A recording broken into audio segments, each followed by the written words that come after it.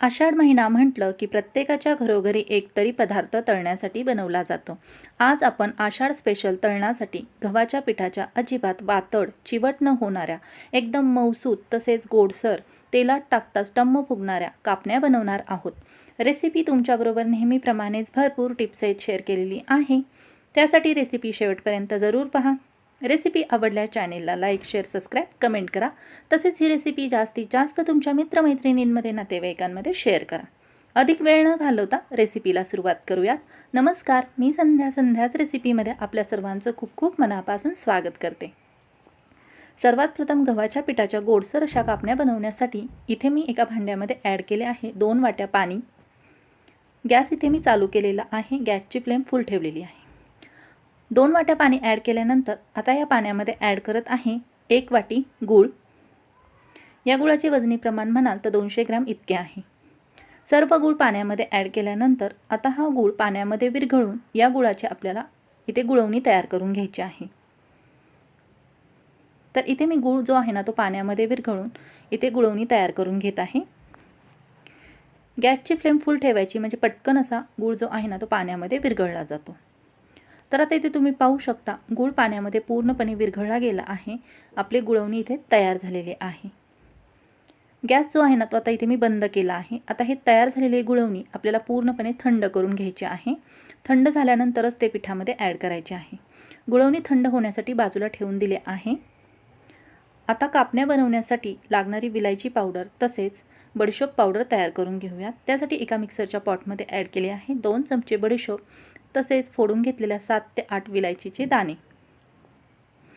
हे पटकन बारीक व्हावे यासाठी यामध्ये 1 चमचा साखर ॲड केली आहे। तर इथे तुम्ही पाहू शकता मिक्सरमध्ये मी अशा प्रकारे एकदम बारीक अशी पावडर तयार करून घेतली आहे।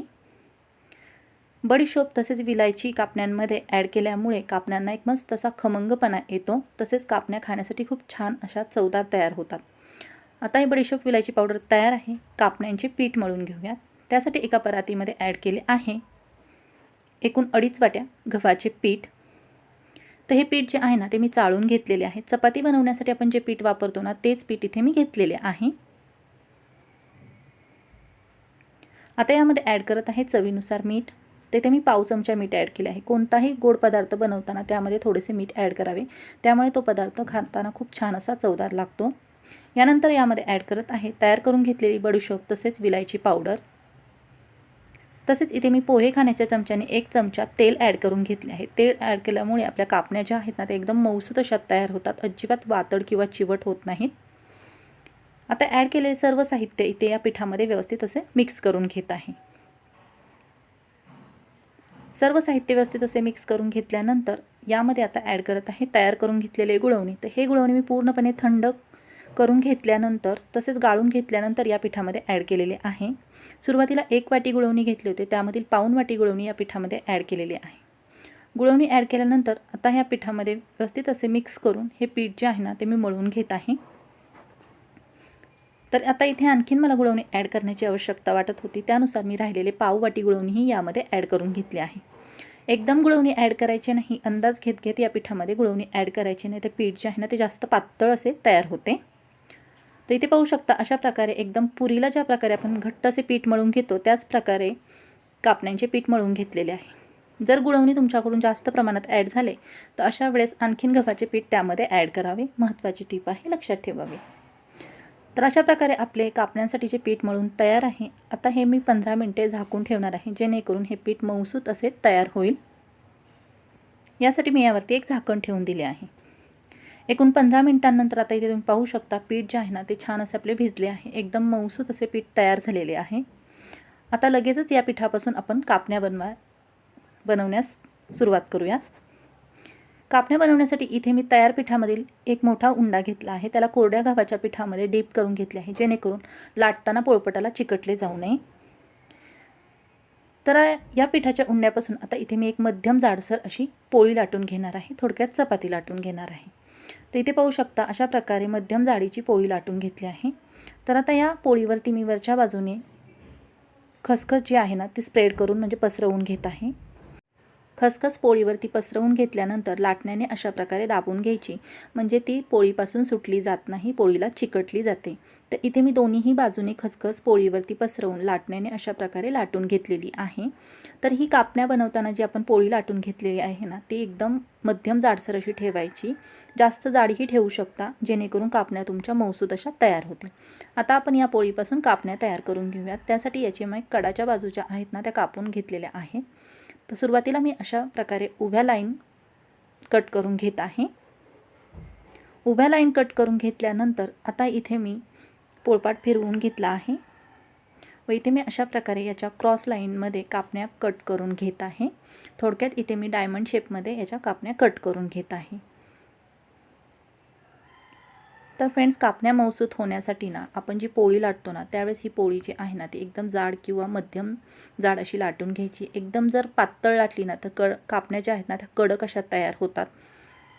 तर इथे पाहू शकता अशा प्रकारे मी आपल्या सर्व कापण्या ज्या आहेत ना त्या कट करून घेतलेल्या आहेत। एकदम मस्त अशा आपल्या इथे कापण्या तयार झाल्या आहेत। त्या कापण्यांना आकारही छान आलेला आहे। खसखस ही यांना व्यवस्थित अशी चिकटली गेली आहे, दोन्ही बाजूनी पाहू शकता। तर आता ह्या तयार करून घेतलेल्या कापण्या ज्या आहेत ना त्या सर्व मी बाजूला काढून घेत आहे व अशाच प्रकारे उरलेल्या पिठापासूनही मी बाकीच्या कापण्या इथे तयार करून घेतल्या आहेत, पाहू शकता। तर मस्त अशा आपल्या सर्व कापण्या ज्या आहेत ना त्या बनवून तयार आहेत, त्याला एकदम छान असा आकार आलेला आहे। आता या कापण्या ज्या आहेत ना त्या आपण लगेचच तळून घेऊयात। त्यासाठी इथे मी गॅस चालू करून कढईमध्ये तेल गरम करण्यास ठेवले होते। तेल गरम झालेले आहे। आता यामध्ये एक एक करून कापण्या तळण्यासाठी ॲड केलेल्या आहेत। सुरुवातीला इथे मी 10 ते 15 कापण्या तळण्यासाठी ॲड केलेल्या आहेत। गॅसची फ्लेम इथे मी फुल ठेवली आहे। तर तुम्ही पाहू शकता कापण्या ज्या आहेत ना त्या आपोआप तेलामध्ये टम्म फुगून वरती आलेल्या आहेत। मस्त अशा आपल्या कापण्या इथे तयार झालेल्या आहेत। गॅसच्या फुल फ्लेमवरतीच या कापण्या तळायच्या, म्हणजे त्या मस्त अशा मऊसूत तयार होतात। गॅसच्या मध्यम फ्लेमवरती किंवा कमी फ्लेमवर जर या कापण्या तळल्या ना तर त्या वातळ किंवा चिवट अशा तयार होतात। महत्त्वाची टीप आहे, लक्षात ठेवावी। तर छान अशा दोन्ही बाजूनी मस्त अशा या कापण्या मी ज्या आहेत ना ते इथे ब्राऊन रंगावरती तळून घेतल्या आहेत, पाहू शकता। मस्त असा याला कलर आलेला आहे। कापण्या पाहू शकता किती छान अशा टम्म फुगल्या गेल्या आहेत।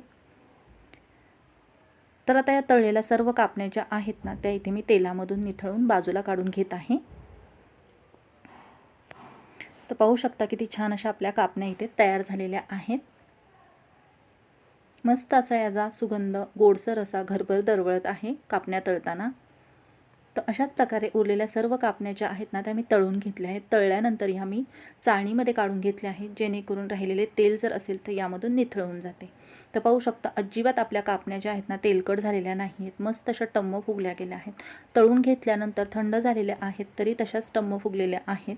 तर फ्रेंड्स, ही रेसिपी नक्कीच यावर्षी आषाढ स्पेशल तळण्यासाठी घरी ट्राय करा व कमेंटद्वारे मला तुमचा अनुभव जरूर कळवा।